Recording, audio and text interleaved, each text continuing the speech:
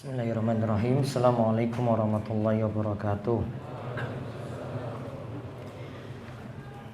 Innal hamdalillah nahmaduhu wa nasta'inuhu wa nastaghfiruh wa na'udzu billahi min shururi anfusina wa min sayyiati a'malina. May yahdihillahu fala mudhillalah wa may yudlil fala hadiyalah. Wa asyhadu an la ilaha illallah wahdahu la syarikalah. Wa asyhadu anna Muhammadan abduhu wa rasuluh. Allahumma salli ala nabiyina Muhammad wa ala alihi wa man tabi'ahum bi ihsan ila yaumiddin. Allahumma inna nas'aluka ilman nafi'a wa rizqan thayyiba wa amalan mutaqabbala. Puji syukur kita panjatkan pada Allah, selawat dan salam semoga tercurah pada bimbingan kita yang besar Nabi Agung Muhammad sallallahu alaihi wasallam. Baik ikhwan fillah wa akhwati fillah, para jamaah sekalian yang semoga senantiasa dirahmati oleh Allah, pada kesempatan malam hari ini kita akan kembali mengkaji dua kitab, yaitu dari Riyadhus Shalihin karya Imam Yahya bin Syaraf An-Nawawi, dan juga nantinya kita akan kaji pembahasan Manhajus Salikin. Kita sudah masuk dalam sifat sholat Nabi Sallallahu Alaihi Wasallam. Baik, silahkan dibaca pembahasan dari Riyadhus Shalihin, masih menjelaskan keutamaan doa. Pembahasan kitab Riyadhus Shalihin karya Imam Nawawi, kitab Ad-Da'awah. Doa sabudaran paling sering dibaca Nabi. Hadis 1467. Wa an Anas radhiyallahu anhu qala kana aktsaru du'a'in Nabi sallallahu alaihi wasallam Allahumma atina fid dunya hasanah wa fil akhirati hasanah wa qina 'adzaban nar. Muttafaqun alaih. Dari Anas radhiyallahu anhu, ia berkata bahwa doa yang paling sering dibaca oleh Nabi sallallahu alaihi wasallam adalah Allahumma atina fid dunya hasanah wa fil akhirati hasanah wa qina 'adzaban nar.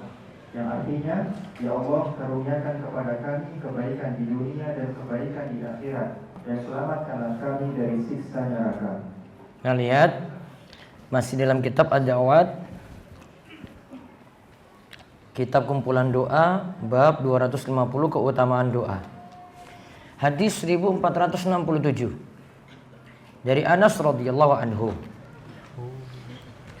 Anas ini sahabat Nabi Sallallahu Alaihi Wasallam yang juga meriwayatkan banyak hadis. Kalau kita lihat urutan sahabat-sahabat yang meriwayatkan hadis, itu ada, kalau 4 besar yang meriwayatkan hadis yang banyak. Yang pertama Abu Hurairah radhiyallahu anhu. Abu Hurairah itu meriwayatkan 5.374 hadis.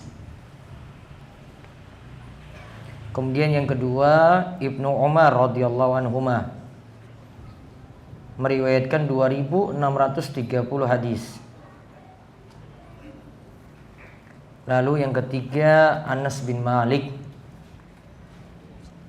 meriwayatkan 2.286 hadis. 2.286 hadis. Terus yang nomor 4 Aisyah radhiyallahu anha meriwayatkan 2.210 hadis.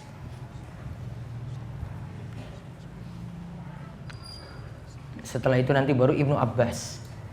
Yang jelas 4 besar dari hadis-hadis yang ada dari Nabi SAW. Anas bin Malik menempati urutan nomor 3, karena Anas bin Malik ini jadi pembantu Nabi Sallallahu Alaihi Wasallam, berarti dekat dengan Nabi Sallallahu Alaihi Wasallam, dan dimintai oleh ibunya langsung pada Nabi Sallallahu Alaihi Wasallam. Ibunya Ummu Sulaim atau Rumaisah itu meminta pada Nabi Sallallahu Alaihi Wasallam, biar nanti anak saya jadi pembantumu saja, biar nanti Anas bin Malik itu banyak belajar langsung dari Nabi Sallallahu Alaihi Wasallam. Nah, yang Anas tahu, ia berkata, kana aktsaru du'ain Nabi sallallahu alaihi wasallam. Doa yang paling sering dibaca oleh Nabi sallallahu alaihi wasallam adalah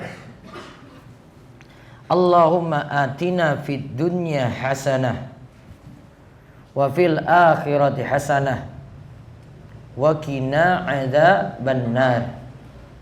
Muttafaqun alaih. Artinya, ya Allah, karuniakan kepada kami hasanah fid dunya hasanah, kebaikan di dunia. Wa fil akhirati hasanah, kebaikan di akhirat. Wa qina, selamatkanlah kami adzabannar, dari siksa neraka. Hadis ini riwayat Bukhari dan Muslim. Coba dibaca di bawahnya lagi doa di atas. Doa di atas sama dengan doa dalam ayat Rabbana atina fid dunya hasanah wa fil akhirati hasanah wa qina adzabannar. Yang artinya, ya Allah, berikanlah kepada kami kebaikan di dunia, berikan pula kebaikan di akhirat, dan lindungilah kami dari siksa neraka. Al-Baqarah ayat 201. Nah, Al-Baqarah 201 sama seperti doa tadi. Bedanya yang dalam hadis itu pakai Allahumma, kalau yang dalam ayat pakai Rabbana. Boleh pakai Allahumma dan juga boleh pakai Rabbana. Kalau pakai Rabbana atina fid dunya itu sumbernya dari Al-Baqarah 201. Kalau pakai Allahumma atina fid dunya hasanah itu dari hadis Anas bin Malik. Baik, kita lihat penjelasan hadis yang dibawakan di atas. Penjelasan hadis, Imam Muslim menambahkan dalam riwayatnya, jika Anas radhiyallahu anhu hendak berdoa, ia pasti berdoa dengan doa tersebut. Jika ia hendak berdoa dengan doa yang lain, ia pun menyisipkan doa tersebut di dalamnya. Nah, lihat, Anas ini praktek dari Anas yang riwayatkan hadis tadi. Kalau mau minta doa, ia pasti berdoa dengan doa tersebut pula. Kalau ia baca doa yang lain, ia sisipkan doa tadi yang kita sebut dengan doa sapu jagat di dalamnya pula. Jadi kalau meminta apa, dia pakai doa itu. Pakai doa Allahumma atina fid dunya hasanah tadi. Kemudian kalau dia pakai doa yang lain, dia sisipkan juga doa Allahumma atina fid dunya hasanah dan seterusnya di dalam doanya tersebut.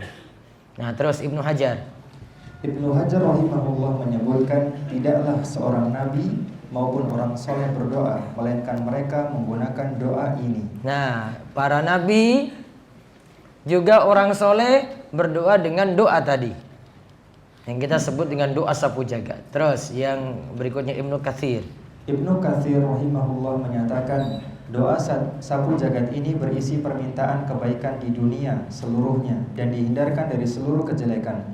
Yang dimaksud kebaikan dunia adalah nikmat kesehatan, rumah yang lapang, istri yang penuh dengan kebaikan, rezeki yang luas, ilmu yang bermanfaat, amal saleh, kendaraan yang menyenangkan, pujian yang baik, serta kebaikan-kebaikan lainnya dengan berbagai ungkapan dari pakar tafsir. Apa yang disebutkan oleh para ulama, pakar tafsir, semuanya tidaklah saling bertentangan, karena seluruh kebaikan dunia tercakup dalam doa tersebut. Nah, lihat kebaikan dunia apa saja. Nikmat sehat, terhindar dari penyakit, bisa pakai doa sapu jagat tadi. Rumah yang lapang, karena yang paling nikmat kalau punya rumah yang lapang. Nanti disesuaikan juga dengan kebutuhan dan kelapangan rezeki masing-masing. Juga istri yang penuh dengan kebaikan. Berarti kalau belum punya istri, pakai doa sapu jagat juga. Berarti doa sapu jagat bisa jadi doa minta jodoh. Iya kan? Siapa yang bilang tadi itu? Ibnu Katsir. Itu tercakup dalam kebaikan dunia. Punya istri soleha, gimana? Kebaikan dunia enggak? Kebaikan dunia. Berarti kalau ada yang tanya, Ustaz, doa untuk minta jodoh gimana? Ya sudah, pakai doa ini saja. Gak usah repot-repot kasih kamu doa macam-macam. Ya, daripada kamu bingung bahasa Arabnya lagi nanti. Butuh hafal lagi. Ini sudah tercakup di dalamnya. Ya. Dan ini nggak perlu doanya spesifik kan? Kebaikan dunia sudah. Doa yang paling bagus kemarin kan kita sudah bahas, doa yang sifatnya jami'. Apa kemarin jami'? Singkat, padat, syarat makna. Gak usah sampai rinci lagi, gak usah. Apa istri soleha perlu dirinci lagi? Hah? Perlu kamu rinci lagi? Ya Allah, pokoknya dari Jogja nggak mau saya. Gak usah macam-macam. Kalau kamu dapat orang Papua ya syukuri aja. Ya. Siapa tahu jodohnya di sana kan? Iya. Mau protes takdir kamu? Nggak bisa. Nggak usah detail. Ini sudah masuk ini kebaikan dunia, sudah itu sudah masuk macam-macam tadi. Terus ada lagi rizki yang luas, rizki yang lapang. Sudah bangun usaha, dia berusaha untuk ya cari rizki yang halal. Sudah minta pada Allah, bisa juga dengan fitunya hasanah tadi. Masuk di dalamnya juga rizki yang luas. Belum dapat kerja pakai ini. Pingin lagi dapat kerja tambahan, rizki tambahan pakai ini juga. Atau dia itu berhijrah dari pekerjaan yang haram, pindah ke pekerjaan yang halal, maka minta pakai ini juga bisa. Walaupun awal-awalnya ketika itu kok bangun, kok susah sekali. Saya sudah bangun warung, ternyata kok pelanggannya itu kurang. Terus banyak berdoa pada Allah, mohon pada Allah, berusaha dengan yang halal terus. Ada kaidah dari Ibnu Taimiyah. Beliau menyebutkan kaidah, ini penting sekali nih bagi yang mau cari rizki. Saya bacakan bahasa Arabnya.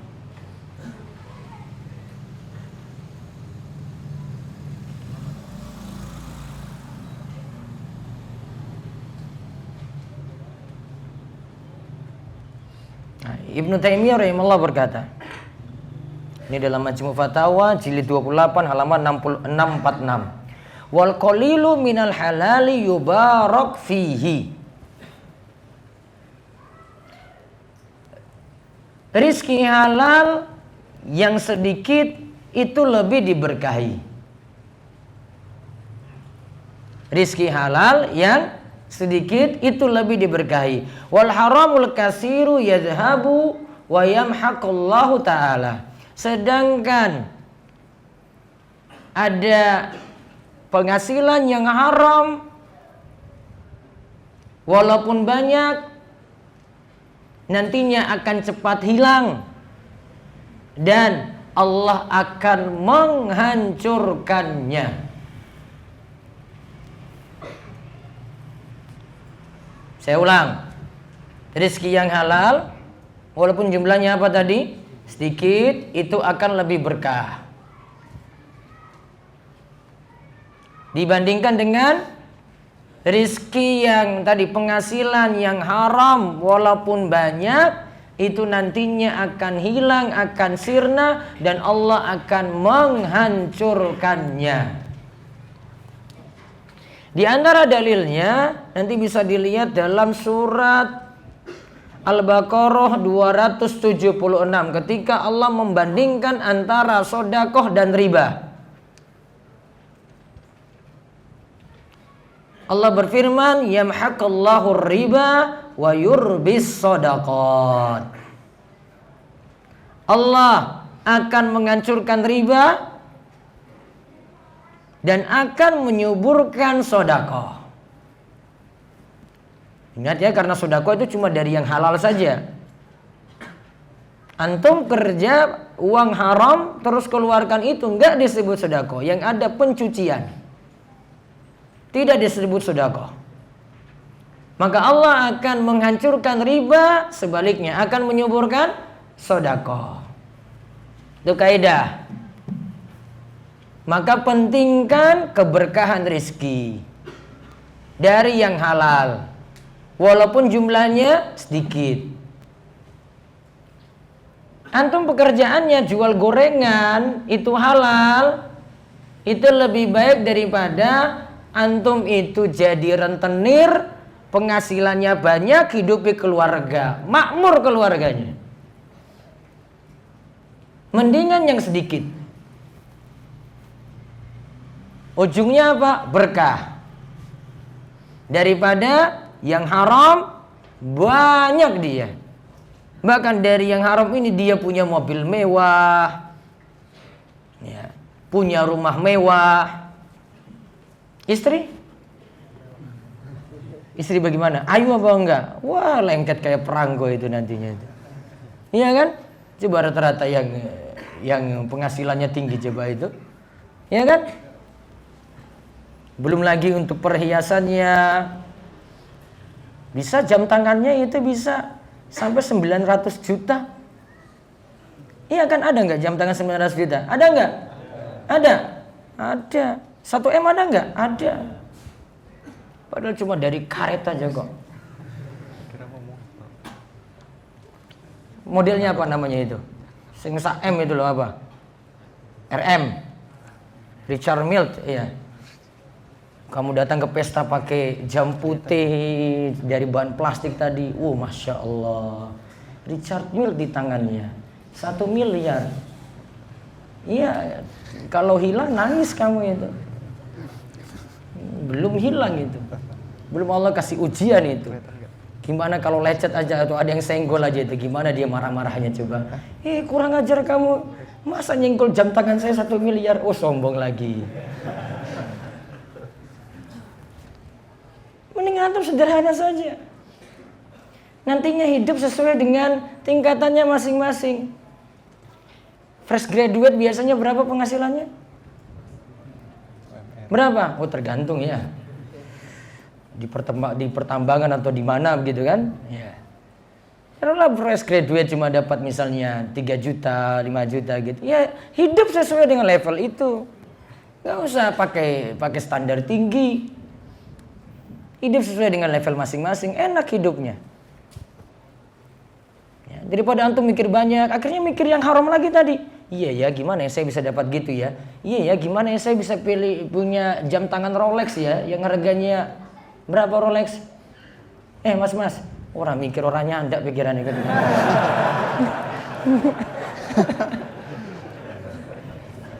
Nyanda itu artis-artis saja itu, ya Allah. Itu hisapnya bagaimana itu, coba lihat ya. Cuma pakai di tangan aja itu. Hisapnya kayak apa coba, 900 juta di tangan loh itu. Motormu kalah berkali-kali coba. Motor tuamu coba kalah berkali-kali dengan jam tangannya aja. Cuma jam tangan. Itu belum yang lain itu. Kalau kamu hitung dari atas ujung rambut kepala sampai kakinya itu berapa M itu dia pakai itu. Hisapnya berapa banyak itu, coba lihat. Mau mikir kayak gitu, hisapnya berat juga. Tambah lagi dia tanpa rezeki yang haram lagi. Itu belum hancur itu, belum Allah hancurkan itu. Itu akan yadzhab, akan hilang itu, pergi. Suatu waktu akan pergi tadi. Dan suatu waktu itu akan hancur itu. Tunggu aja. Tunggu waktu. Timingnya kapan nanti diberikan. Kalau enggak itu hilang, mungkin ada ujian-ujian gitu. Penyakit berat, akhirnya operasinya bayarnya mahal. Habis ludes untuk bayar untuk menyembuhkan penyakit ini. Kan macam-macam Allah itu beri ujian itu. Namun ada yang biasa, hidupnya enak gitu. Ya. Penyakitnya biasa juga Allah beri, ya cuma flu biasa.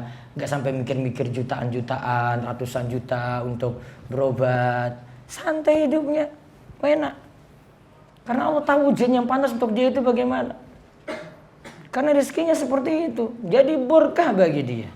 Ada yang cuma jual gorengan saja, jualan keliling. Bisa munggah haji, naik haji bisa. Ya, itu berkahnya di situ. Namun kalau rezekinya banyak, kok tiba-tiba di akhir bulan, kok nggak ada untung apa-apa. Padahal pelanggannya itu banyak datang. Tanda nggak berkah. Padahal konsumennya banyak. Namun ruginya banyak juga. Berkahnya di mana coba? Sulit untuk dapat berkah. Maka pentingkan rezeki seperti itu. Nah, tadi lagi masih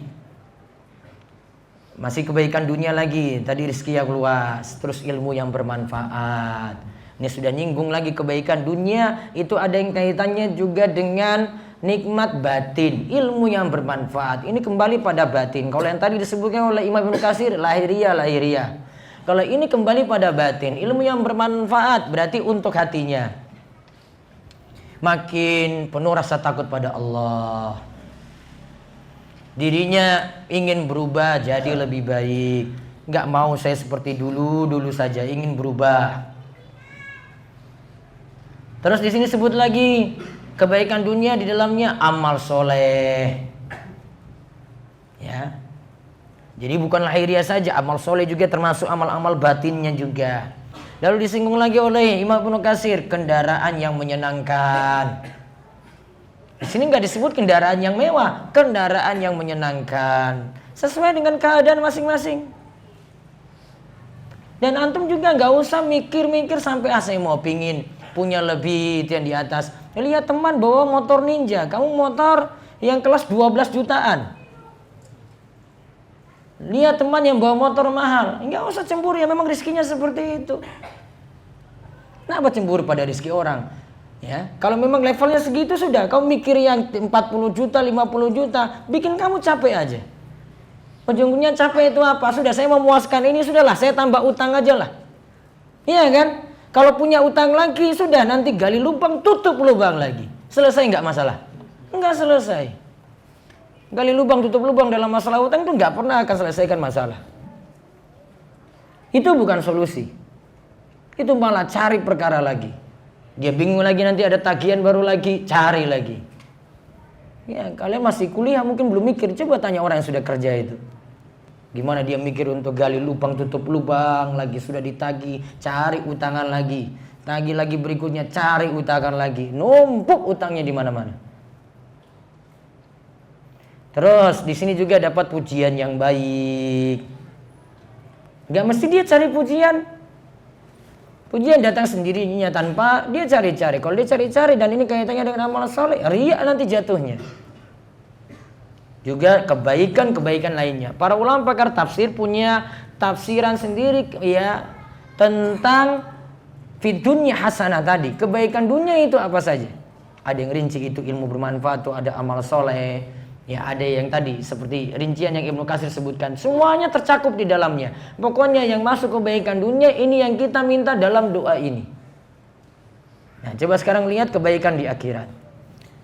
Adapun kebaikan di akhirat yang diminta dalam doa ini tentu saja lebih tinggi dari kebaikan di dunia, yaitu dimasukkannya ke dalam surga, dibebaskan dari rasa khawatir atau takut, diberi kemudahan dalam hisab atau perhitungan amal di akhirat, serta berbagai kebaikan akhirat lainnya. Nah kebaikan akhirat umum juga.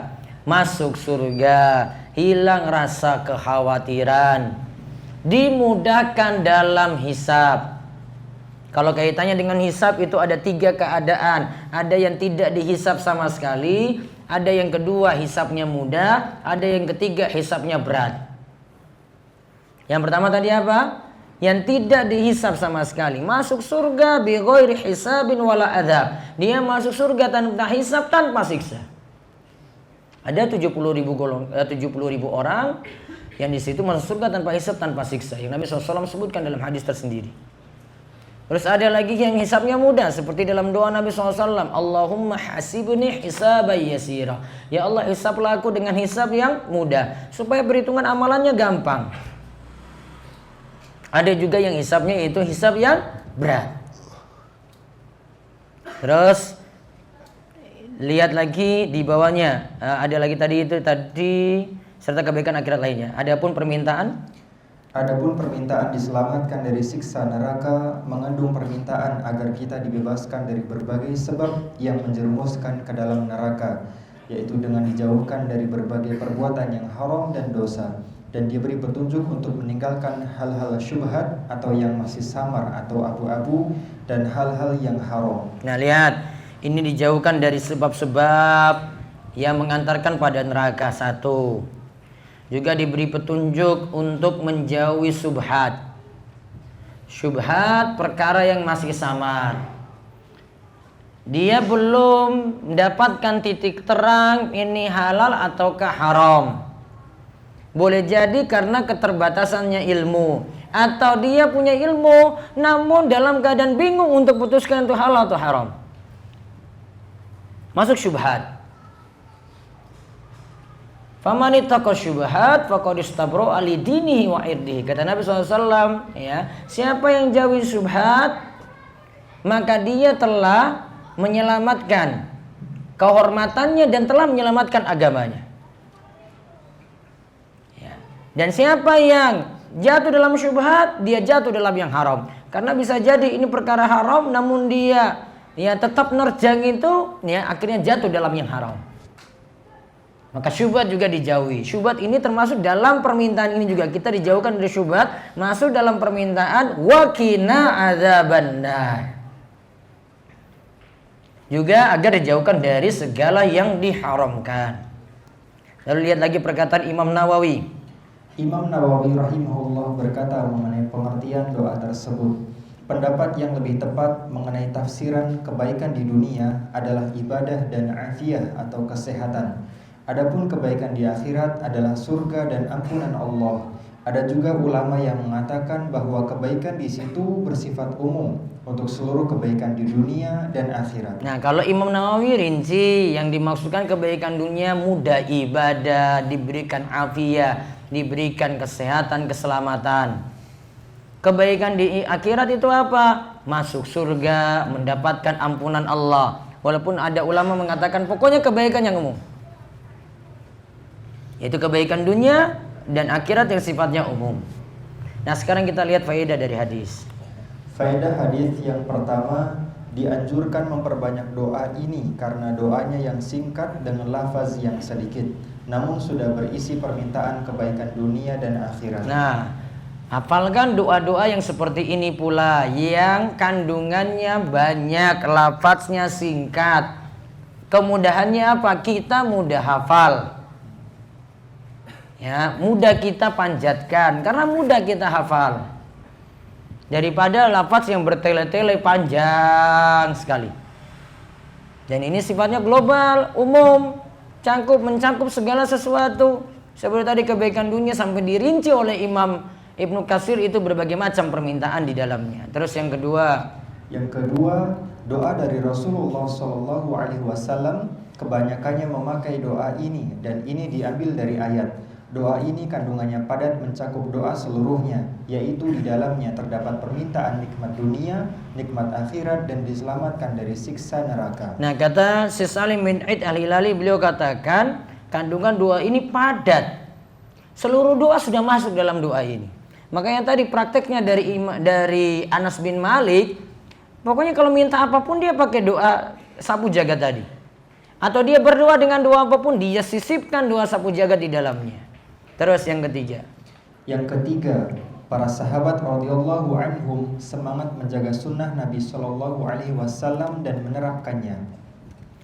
Nah, para sahabat radhiyallahu anhum semangat menjaga sunnah Nabi SAW. Tadi Anas jaga doa tadi terus karena dia tahu Rasulullah SAW paling sering baca doa ini. Maka dia juga praktekkan seperti itu, meneladani Nabi kita Muhammad SAW. Nah, itu faedah hadis yang kita bahas tentang doa sapu jagat, hadis 1467 sekarang. Wallahu alam, ini yang bisa kita bahas untuk kesempatan malam hari ini. Insyaallah kita lanjut lagi pada pertemuan pekan depan membahas tentang Riyadhus Shalihin, keutamaan doa. Demikian itu saja. Mudah-mudahan manfaat, mudah-mudahan Allah senantiasa memberikan kita taufik dalam ilmu dan amal dan terus memperbaiki diri menjadi lebih baik.